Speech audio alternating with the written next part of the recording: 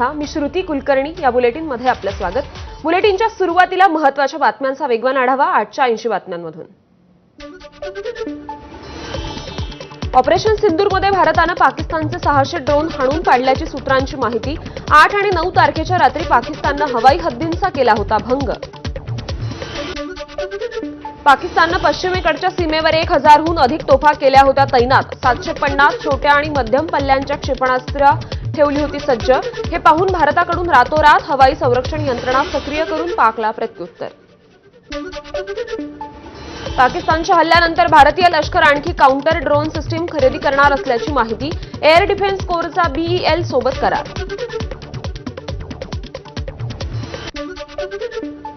सिंधू जलकरार स्थगितीचा निर्णय दुर्भाग्यपूर्ण। मेहबूबा मुफ्तींचं मोठं वक्तव्य। सरकारने पुनर्विचार करण्याची देखील केली मागणी। शांतता प्रस्तावावर चर्चा करण्याची वेळ आली आहे। जम्मू काश्मीरच्या माजी मुख्यमंत्री मेहबूबा मुफ्तींचा पाकच्या सुरात सूर। मात्र शांततेने चर्चा करण्याची वेळ आता गेली आहे। भाजपचा मुफ्तींवर हल्लाबोल। पंतप्रधान नरेंद्र मोदींच्या घरी महत्त्वपूर्ण बैठक। केंद्रीय गृहमंत्री अमित शहा आणि राष्ट्रीय सुरक्षा सल्लागार अजित डोवाल बैठकीला होते हजर। ऑपरेशन सिंदूर संदर्भात तिघांमध्ये जवळपास 1 तास चर्चा। संपूर्ण देशाचं सैन्य पंतप्रधान मोदींच्या चरणी नतमस्तक। मध्य प्रदेशचे उपमुख्यमंत्री जगदीश देवदा यांचं वादग्रस्त वक्तव्य। या वक्तव्यामुळे देवदा यांच्यावर भारतीय सैन्याचा अपमान केल्याचा आरोप।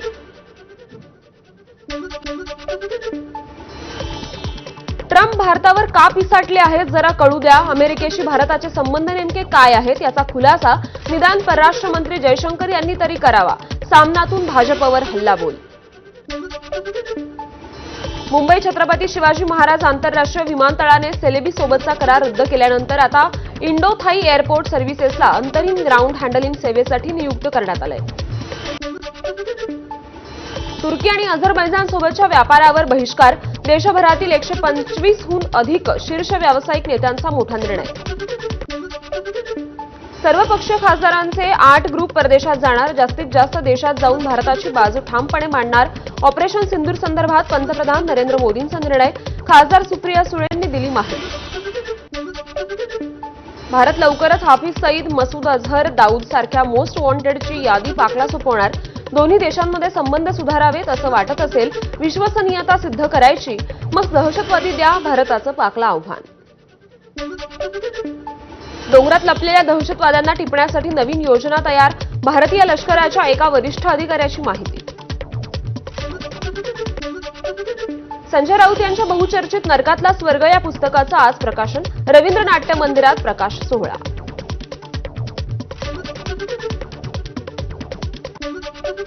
राऊतांच्या पुस्तकाचं नाव नरकातला राऊत असं ठेवा। चंद्रशेखर बावनकुळेंची टीका। राऊतांसारख्याच व्यक्तीनं शिवसेना संपवली आणि काँग्रेसच्या दावणीला उद्धव ठाकरेंना बांधण्याचं काम केलं। बावनकुळेंचा टोला।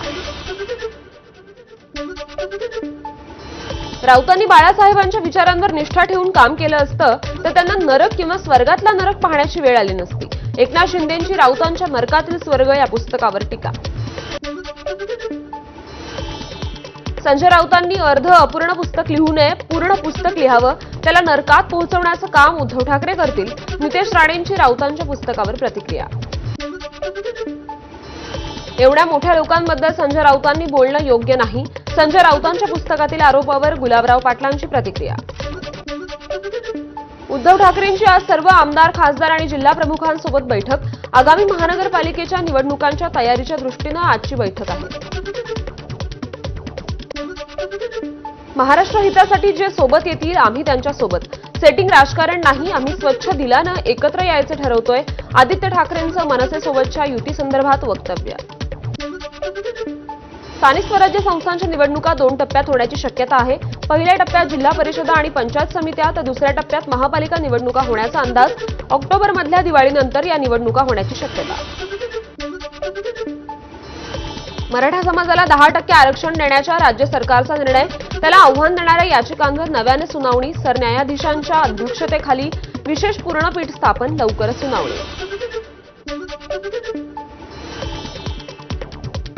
माजी सभापती रामराजे नाईक निंबाळकर यांची वडूज पोलिसांकडून 3.5 तास चौकशी। जयकुमार गोरेंवर आरोप करणाऱ्या महिलेसोबत रामराजे यांचे मोबाईलवर संभाषण झाल्याची ऑडिओ क्लिप व्हायरल झाली होती। पोलीस प्रशासनात महत्त्वाचे बदल झालेत। राज्यातील 14 पोलीस तसंच आयपीएस अधिकाऱ्यांना पदोन्नती। मुंबई पोलिसात मोठे बदल झालेत। आता गुप्तचर विभागाला नवे नेतृत्व मिळणार।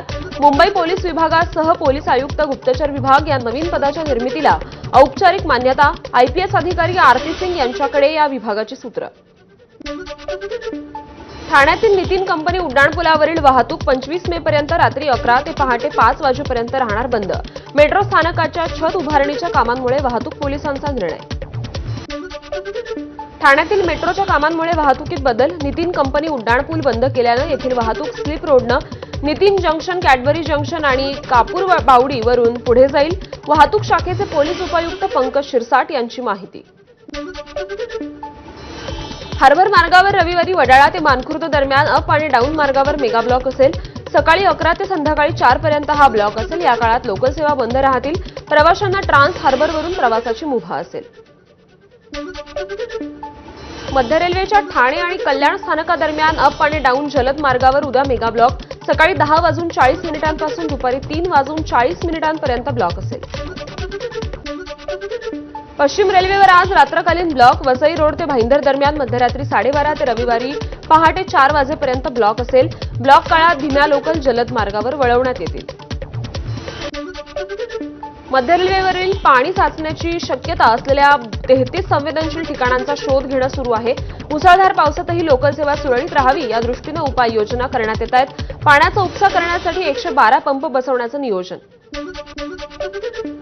मुंबई पुणे द्रुतगती मार्गावर वेग मर्यादेचं उल्लंघन केल्याबद्दल एसटी वाहन चालकांवर कारवाई, तर दंड वसुलीत शिथिलता देण्याची महाराष्ट्र एसटी कर्मचारी काँग्रेसचे सरचिटणीस श्रीरंग बर्गेंची मागणी। मुंबईतील 134 इमारती धोकादायक आहेत। सर्वाधिक धोकादायक इमारती गोरेगाव आणि वांद्रे पश्चिम आहेत। या इमारती रिकाम्या करून पाडण्याचं पालिकेसमोर मोठं आव्हान। तुळजाभवानी मंदिरातील निःशुल्क व्हीआयपी दर्शन सेवा बंद करण्यात आली आहे। दर्शन पास घोटाळ्याच्या आरोपानंतर निर्णय घेण्यात आलाय। लवकरच नवं धोरण जाहीर होणार, तोपर्यंत व्हीआयपी दर्शनासाठी 200 आणि 500 रुपये मोजावे लागतील। पंढरपुरात प्रस्तावित कॉरिडॉरला बहुतांश नागरिकांकडून हिरवा कंदील। मंदिरातील वाढणारी गर्दी कॉरिडॉरमुळे कमी होणार असल्याची माहिती। आज मुंबईसह ठाणे, पालघरमधील काही भागात पावसाच्या हलक्या सरींची शक्यता आहे, तर पुढील 3 दिवस ढगाळ वातावरण राहणार असल्याचा हवामान विभागाचा अंदाज। बुलढाणा तालुक्यात मुसळधार पावसाने हजेरी लावली आहे। बाणगंगा नदीला आलेल्या पुरामुळे धाड आणि धामणगाव या 2 गावांचा संपर्क तुटलाय, तर पिकांचं मोठं नुकसान झालंय।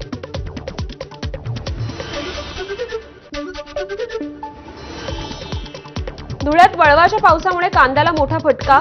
1500 रुपये क्विंटल असलेला कांदा अवघ्या 600 रुपयांवर। कांद्याच्या दरात मोठी घसरण झाल्यानं शेतकऱ्यांच्या अडचणीत वाढ। लातूरात वळवाच्या पावसामुळे भाजीपाल्याचं देखील मोठं नुकसान झालंय। जिल्ह्यातील 27 हेक्टर क्षेत्राला वळवाच्या पावसाचा फटका बसलाय। हातातोंडाशी आलेला घास हिरावल्यानं शेतकरी चिंतेत आलेत। लातूर जिल्ह्यातील मांजरी सामनगाव जलसेतूजवळ मांजरा प्रकल्पाचा उजवा कालवा फुटला। कालवा फुटल्यानं मोठ्या प्रमाणात पाणी वाहून गेल्याची माहिती आहे। अमरावती धामणगाव तालुक्यातील वसाड शेत शिवारातील शिदोळी रस्त्याजवळ वीज पडून एका वृद्ध महिलेचा मृत्यू झालाय, तर सोबत असलेले 3 नातवंड देखील जखमी झाले। नांदेडच्या नायगाव तालुक्यात सांगवी गावात वीज पडून तरुणाचा मृत्यू झालाय। चंद्रकांत महागावे असं या तरुणाचं नाव असून शेतातून घरी जात असताना ही दुर्घटना घडली। नाशिकच्या पिंपळगाव, बसवंत आणि वडनेर भैरव परिसरात ढगफुटी सदृश पाऊस पडला। पावसामुळे द्राक्ष बागांचं मोठ्या प्रमाणावर नुकसान झालंय, तर काढणीला आलेला कांदाही पावसात भिजला।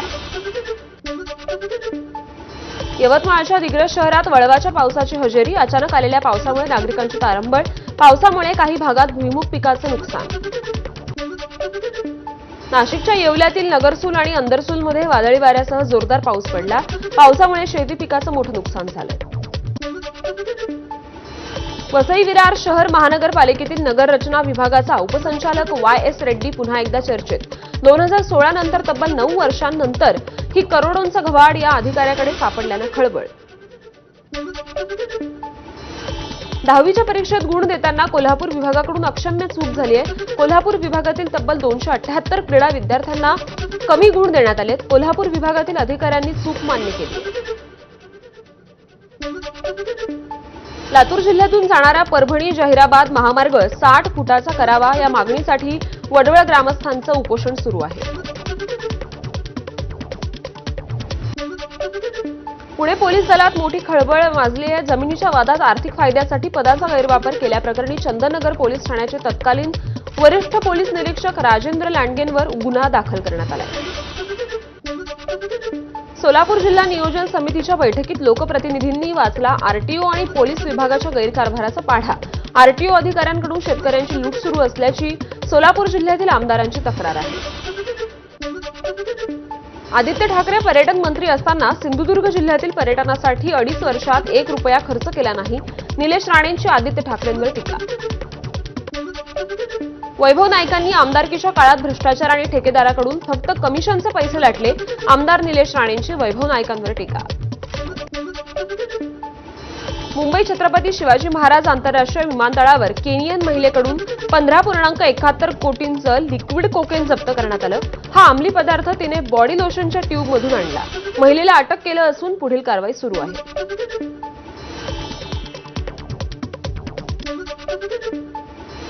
गोंदियाच्या गहेलाटोला गावात जनावरांच्या 3 गोठ्यांना आग लागली. आग विझवण्याचा प्रयत्न करत असताना गोठ्यावरील टिनाचे पत्रे अंगावर पडल्याने शेतकरी गंभीर जखमी झाला. चारा आणि शेती उपयोगी साहित्य देखील जळून खाक झालंय.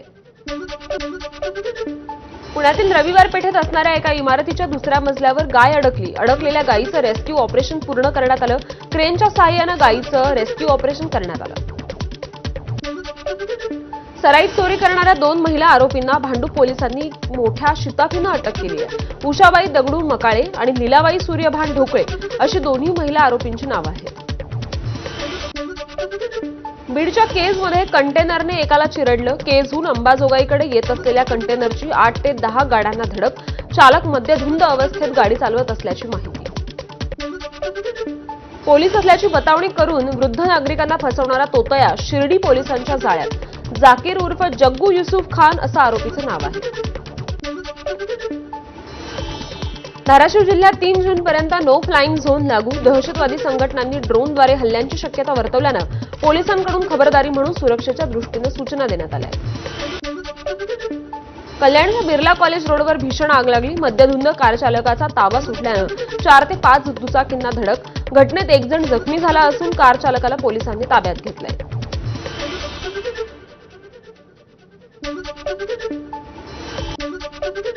वाशिममधील शिरपूर जैन बस स्थानक परिसरात घराला आग लागली. घरात कुणीही राहत नसल्याने जीवितहानी नाही. आगीत सभोवतीचे दुकानं जळाल्यानं मोठं आर्थिक नुकसान झालंय. बंगळुरूतील हरे कृष्ण मंदिराच्या मालकी हक्काच्या वादाला अखेर पूर्णविराम मिळाला. इस्कॉन सोसायटी आणि बंगळुरूचा दावा कायम ठेवण्याचा सर्वोच्च न्यायालयाचा महत्त्वाचा निर्णय.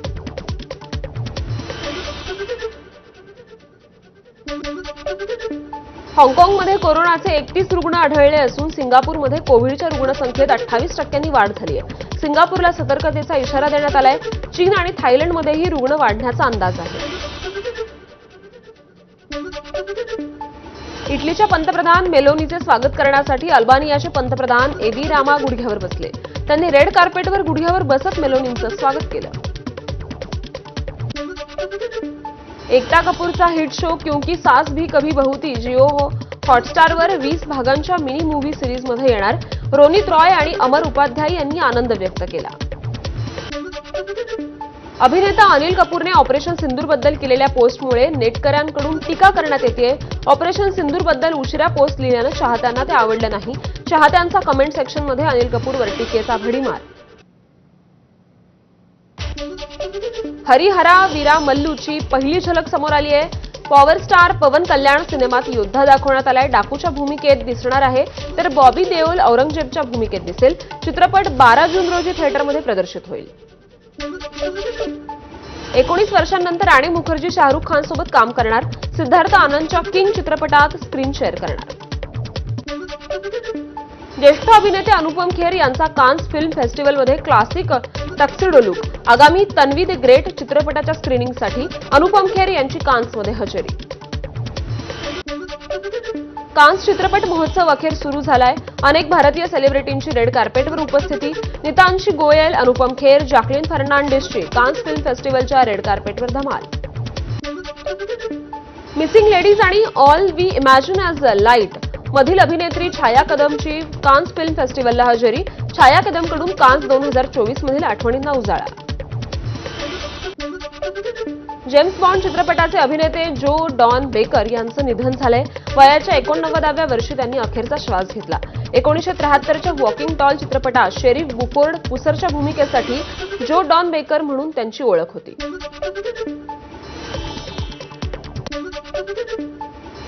मुंबई दिंडोशी सत्र न्यायालयानं अभिनेता एजाज खानचा अटकपूर्व जामीन अर्ज फेटाळलाय. लग्न, आर्थिक मदत आणि करिअरमध्ये प्रगती या बहाण्यानं शारीरिक संबंध ठेवल्याचा आरोप पीडित महिलेनं केला होता. आजपासून पुन्हा एकदा आयपीएलचा धडाका सुरू. भारत आणि पाकिस्तानातील तणावामुळे स्थगित करण्यात आलेली आयपीएल आजपासून पुन्हा एकदा सुरू होईल. आजपासून सुरू होत असलेल्या आयपीएल सामन्यात आजचा सामना बंगळुरूमध्ये खेळवला जाणार आहे.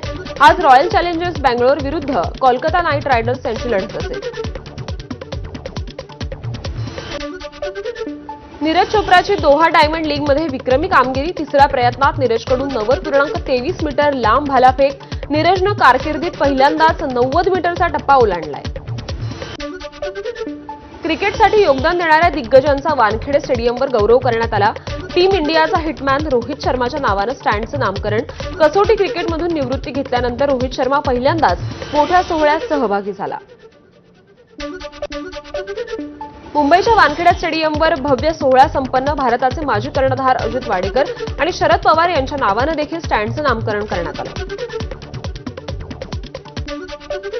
एमसीएचे माजी अध्यक्ष अमोल काळे यांच्या नावानं एमसीए ऑफिस लाऊंजचं उद्घाटन. यामुळे मुख्यमंत्री देवेंद्र फडणवीस आणि शरद पवारांची यावेळी उपस्थिती होती.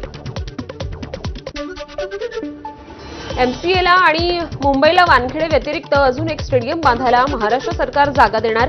मुख्यमंत्री देवेंद्र फडणवीसांची घोषणा. 1 लाख लोक बसू शकतील असं स्टेडियम बांधण्याची त्यांनी इच्छा व्यक्त केली.